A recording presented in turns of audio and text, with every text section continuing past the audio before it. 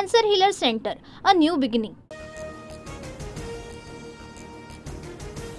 इंद्रजित सावंत धमकी प्रकरणी प्रशांत कोरटकर विरोधात गुन्हा दाखल. महापुरुषांचा अवमान केल्याप्रकरणी कोल्हापूरच्या जुना राजवाडा पोलीस ठाण्यामध्ये गुन्हा दाखल.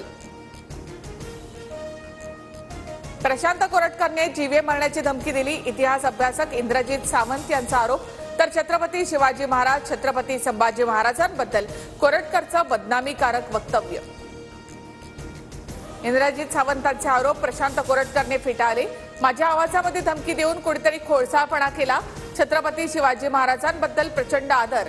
प्रशांत कोरटकरची प्रतिक्रिया. इंद्रजित सावंत यांना आलेल्या फोन कॉलची चौकशी करा. मुख्यमंत्री फडणवीसांचे एसपींना फोन करून निर्देश. नागपुरातील प्रशांत कोरटकरच्या घराबाहेर पोलीस बंदोबस्त तैनात. धमक्यांचे फोन आल्याच्या कोरटकरच्या दाव्यानंतर पोलीस बंदोबस्त. काल भाजप नेते बावनकुळेंच्या निवासस्थानी जयंत पाटील आणि बावनकुळेंची भेट. सांगली जिल्ह्यातील महसूल विभागाच्या कामांसंबंधी 35 मिनिटांची भेट. स्वतः जयंत पाटलांची माहिती. भेटीवेळी मंत्री राधाकृष्ण विखे पाटील उपस्थित. सर्व 16 फिक्सर ओएसडींना रोखल्याबद्दल संजय राऊतांकडून मुख्यमंत्री फडणवीसांचं अभिनंदन. 13 शिंदेचे तर 3 अजित पवारांचे फिक्सर. राऊतांचा आरोप. मंत्र्यांच्या ओएसडी संदर्भात अमोल मिटकरींचा मोठा गौप्यस्फोट. 2 ते 3 कोटींच्या कामासाठी एका मंत्र्याच्या ओएसडीने 5 लाख मागितले. आमदार मिटकरींचा गंभीर आरोप. मागील सरकारमध्ये रोजगार हमी विभागाच्या ओएसडीने पैसे मागितल्याचा दावा. मंत्र्यांच्या खासगी सचिव, पीए, विशेष कार्यकारी अधिकाऱ्यांवर आता मुख्यमंत्री कार्यालयाचा वॉच. अधिकाऱ्यांच्या कामगिरीचा सातत्याने आढावा घेणार.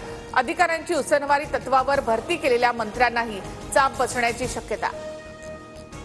नीलम गोरेंच्या साहित्य संमेलनामधील वक्तव्यानंतर सुषमा अंधारेंकडून गोरेंना अब्रू नुकसानीची नोटीस. वकील असीम सरोदे यांच्या माध्यमातून बजावली नोटीस. नीलम गोरेंच्या वक्तव्यामुळे शिंदेच्या शिवसेनेमध्ये नाराजीचा सूर. पक्ष डॅमेज झाल्याची चर्चा. गोरे लवकरच एकनाथ शिंदेंची भेट घेणार. सूत्रांची माहिती. मंत्रालयातील संरक्षक जाळीवर उडी मारत तरुणांचं आंदोलन. महसूल विभागासंबंधीचं काम होत नसल्यामुळे तरुणांनी संरक्षक जाळीवर उडी मारल्याची माहिती.